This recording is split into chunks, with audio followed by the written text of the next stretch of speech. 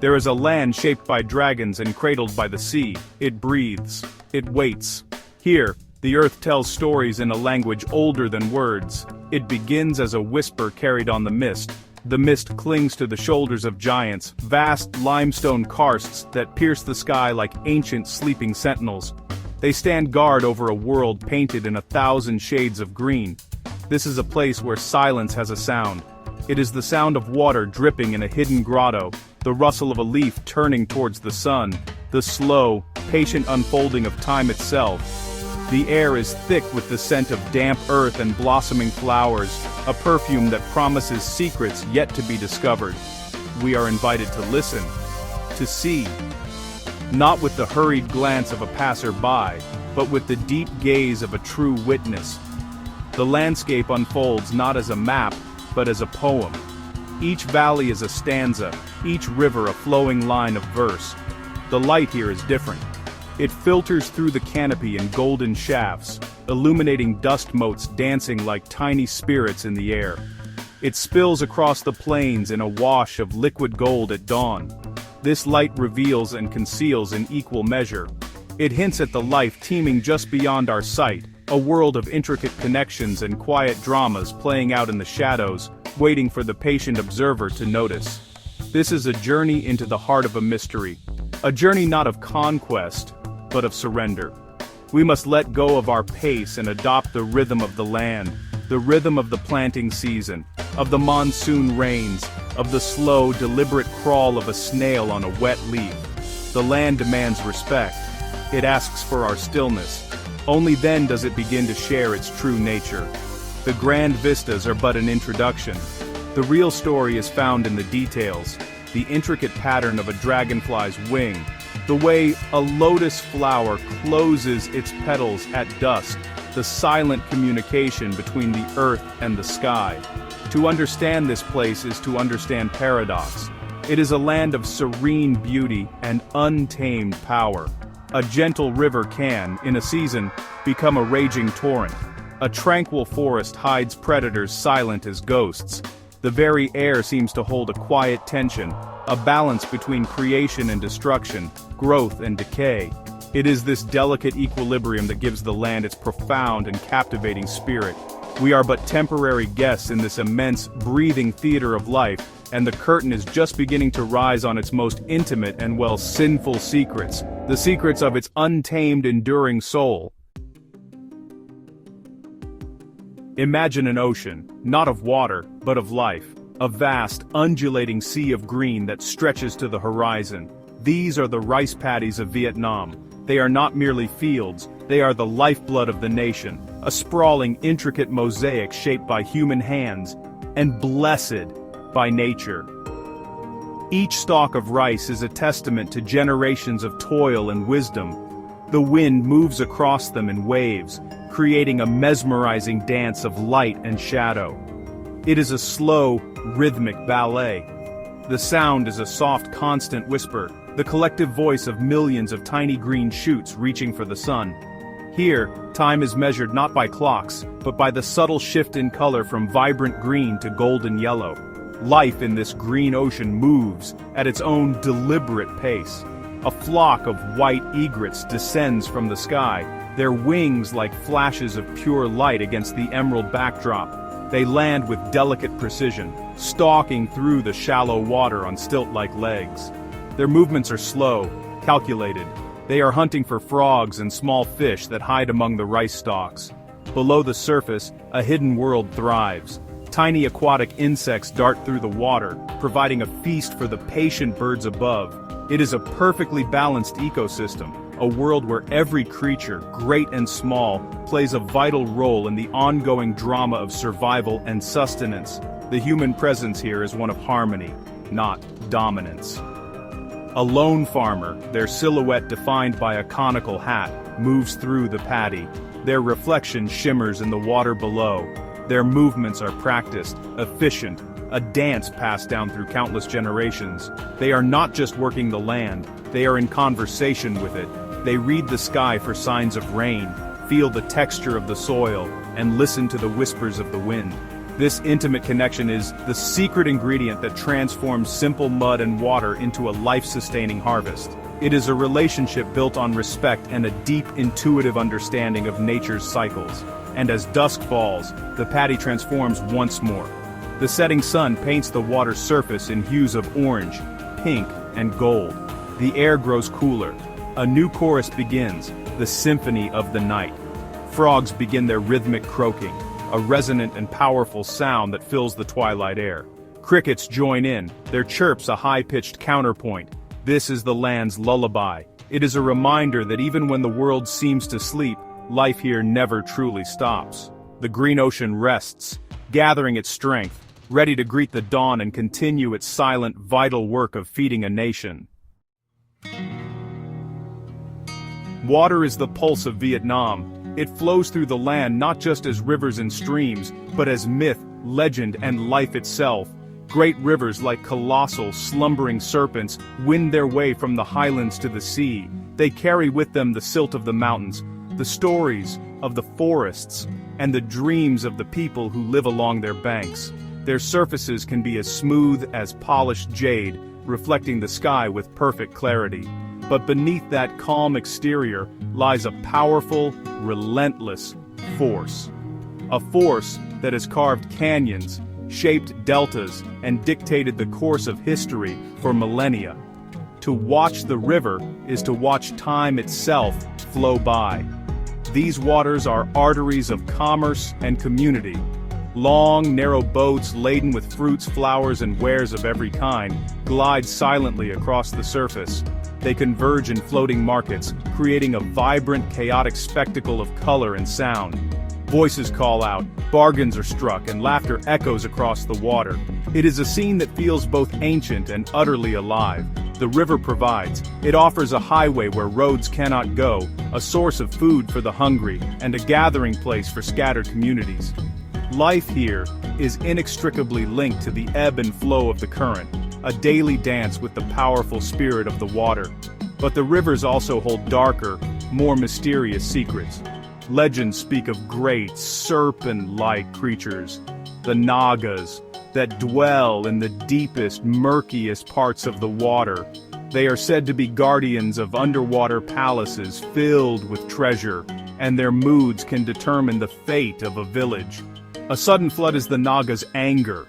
A bountiful catch of fish is its blessing. These stories are more than just folklore. They are a way of understanding and respecting the river's immense power. They serve as a reminder that humanity's control over nature is, and always will be, an illusion. The river is a wild god, both benevolent and terrifying. In the quieter backwaters and hidden tributaries, a different kind of life unfolds. Here, the water moves slowly, languidly. Mangrove roots tangle together in the murky depths, creating a labyrinthine world that is both beautiful and forbidding.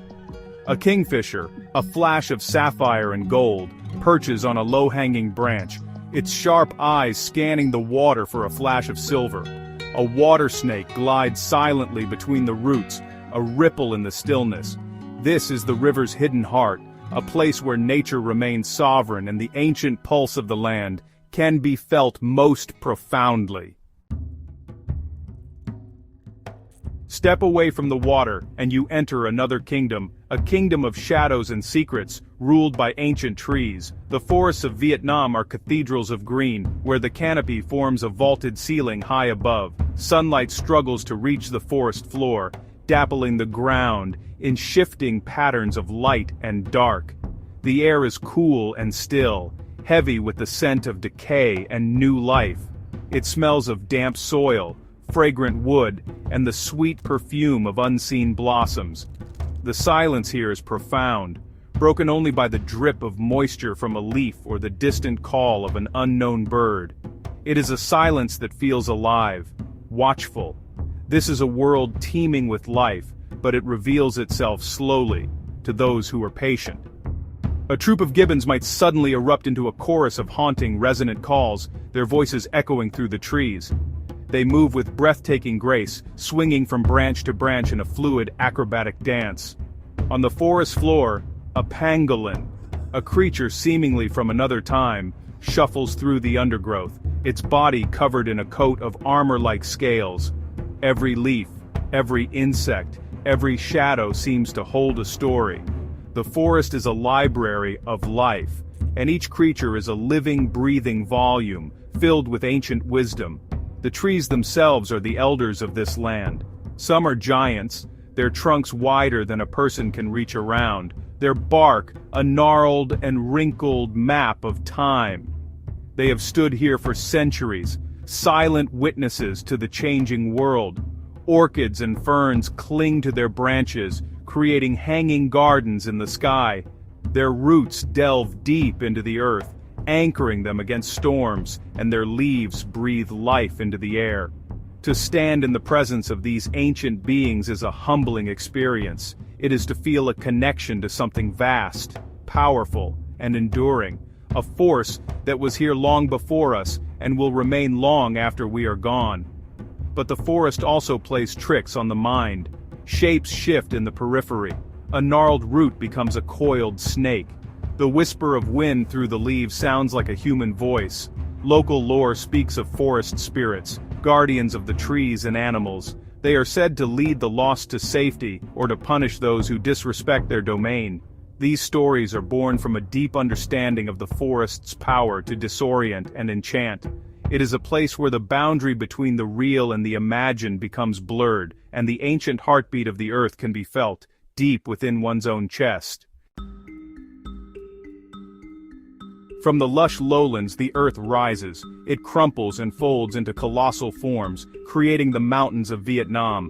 These are not gentle, rolling hills. They are jagged peaks that tear at the clouds, their summits often shrouded in a swirling mist that locals call the dragon's breath. This mist is, well, almost like a living entity. It moves and shifts, revealing and concealing the landscape in a tantalizing game of hide and seek. One moment, a sheer cliff face is visible. The next, it is swallowed by a sea of white. To be here is to feel as though you are standing on the roof of the world, suspended between heaven and earth. The journey into these mountains is a journey into another dimension. The air grows thin and crisp. The world becomes a vertical one, full of steep ascents and dizzying drops. Roads, if they exist at all, cling to the mountainsides like fragile ribbons. More often, the only paths are those worn by the feet of generations of hill tribe people. They have carved their homes and their livelihoods into these unforgiving slopes. Terraced fields like giant staircases climb the mountains, transforming the rugged terrain into a productive and breathtakingly beautiful landscape. It is a stunning testament to human resilience and ingenuity in the face of overwhelming natural power. Legends are born in these high places. The mountains are seen as the backbone of the great dragon, the mythical creature that is said to have formed the land of Vietnam itself. Each peak has a name, a story, a spirit. Caves that honeycomb the limestone are believed to be gateways to the underworld, places of great spiritual power. Shamans and mystics retreat to these remote places to commune with the spirits of the land and the sky. For the people who live here, the mountains are not just geography. They are a sacred text, a source of identity, and a constant, powerful presence in their lives. And as the sun sets, the mountains perform their final magnificent act of the day. The dragon's breath catches the last rays of light, turning the mist into a fiery spectacle of orange, purple, and red. The valleys below are plunged into a deep, velvety darkness. The stars emerge, not as faint pinpricks, but as brilliant diamonds scattered across a black canvas, seemingly close enough to touch. It is a moment of profound peace and overwhelming awe. Up here, in the silence of the peaks, one feels incredibly small, yet part of something infinitely large and ancient. The dragon sleeps, and the world holds its breath. Descending from the mountains and leaving the timeless rhythm of the countryside behind, one encounters a different kind of energy. It's a chaotic, vibrant, and utterly intoxicating force.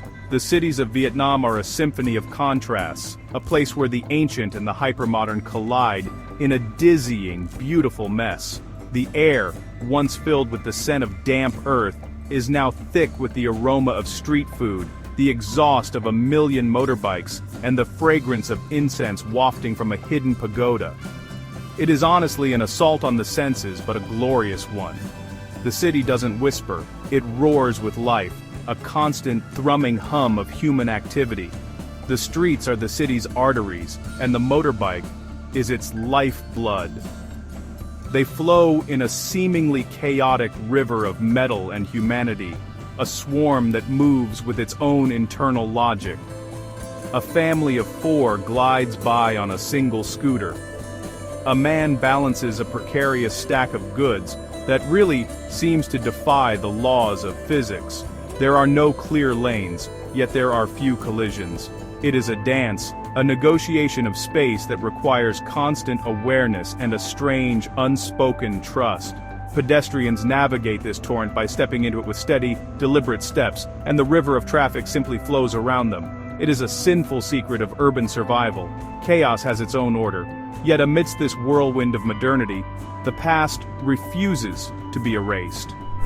Tucked between gleaming glass towers and trendy cafes, you will find an ancient temple. Its roof is adorned with ceramic dragons, and its air is still and sacred. Step through its gates, and the roar of the city fades to a distant murmur. Here, an old woman lights a stick of incense, her head bowed in prayer, her movements slow and reverent. A few streets away, a colonial-era villa with peeling yellow paint and green shutters stands as a silent reminder of a different time. The city wears its history not as a monument in a museum, but as a part of its living, breathing fabric. This constant interplay between old and new is the city's soul. It is a place where you can eat a bowl of pho from a street vendor whose recipe is 100 years old, while checking your email on a smartphone. It is a place where a young designer in a fashionable boutique draws inspiration from the traditional patterns of Hill Tribe textiles.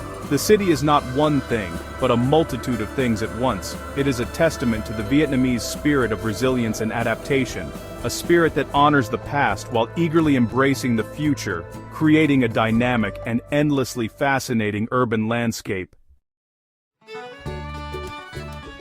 To truly know Vietnam, one must look beyond the grand landscapes and bustling cities. One must look to the small, quiet moments of daily life. It is here, in the seemingly ordinary, that the country's most profound secrets are woven into the fabric of existence. Consider the simple act of sharing a meal. Food is not just sustenance. It is a language of community, of family, of hospitality. A dizzying array of dishes appears on the table, a balance of sweet, sour, salty, and spicy. Everyone eats from a common platter, a gesture that says, "What is mine is yours." It is an unspoken contract of togetherness, a daily reaffirmation of bonds. The culture of the street is another secret. Life is not lived behind closed doors. It spills out onto the pavement in a vibrant public display. A barber sets up his chair on a street corner, offering shaves with a straight razor. An old man sits on a tiny plastic stool, sipping strong, dark coffee and watching the world go by. Children play games in the alleyways, their laughter echoing off the walls. The street is a living room, a kitchen, a marketplace, and a playground all at once. This public intimacy, this willingness to share one's life with neighbors and strangers alike, is a surprising and beautiful aspect of the culture. There is a mind-blowing fact hidden in the geography of the country itself. Vietnam is an incredibly long and narrow nation. At its thinnest point in the center, it is only about 50 kilometers wide.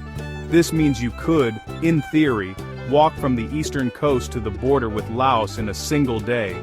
This unique shape has profoundly influenced its history, culture, and diversity. It creates distinct climatic zones and has fostered a rich tapestry of regional identities, from the mountainous north to the tropical Mekong Delta in the south. The country's very form dictates a journey, a long and winding path from one end to the other. This intimate scale of life fosters a unique kind of ingenuity. Nothing is wasted. An old tire becomes a sandal. a plastic bottle is transformed into a small boat for a child. There's a resourcefulness born of necessity and a deep-seated pragmatism. This is not a throwaway culture. Objects are repaired, repurposed, and given new life. This philosophy extends beyond the material.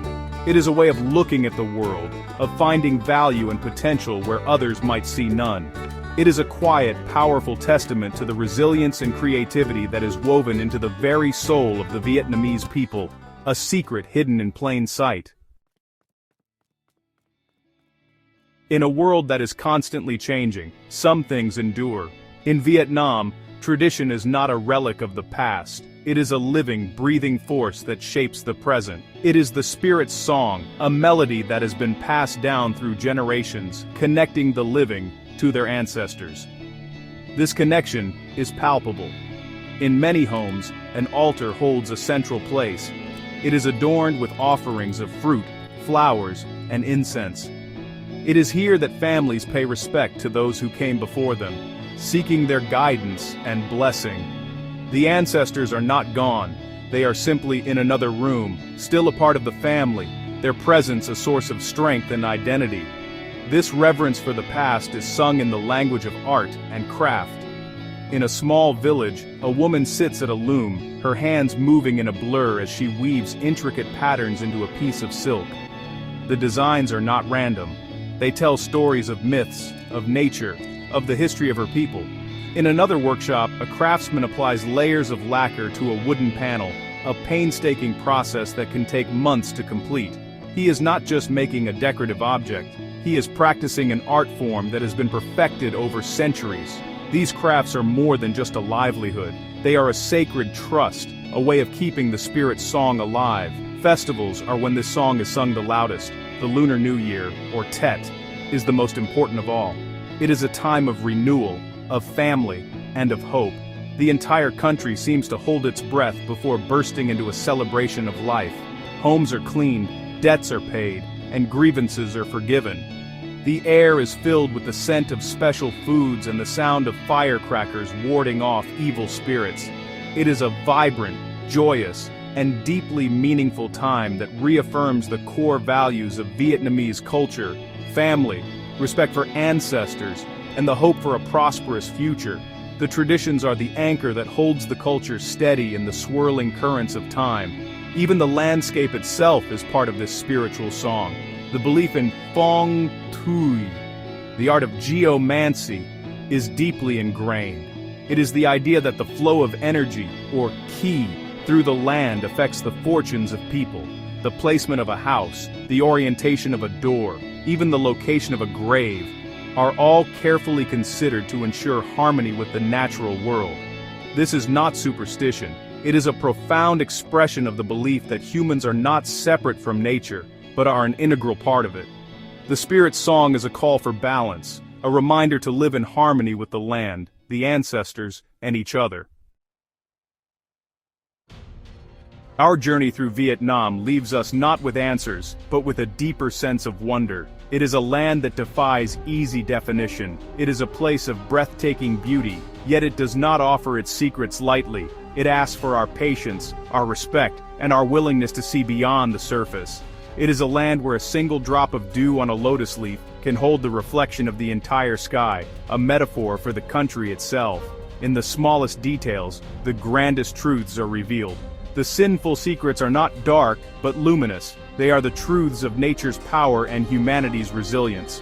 The contrasts we have witnessed are not contradictions, but harmonies. The roar of a city motorbike and the whisper of wind in a rice paddy are two notes in the same national anthem.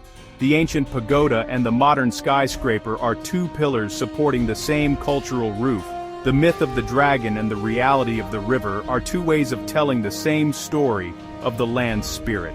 Vietnam teaches us that the old and the new, the wild and the tamed, the sacred and the profane, can not only coexist, but can enrich one another, creating a culture that is both deeply rooted and dynamically alive.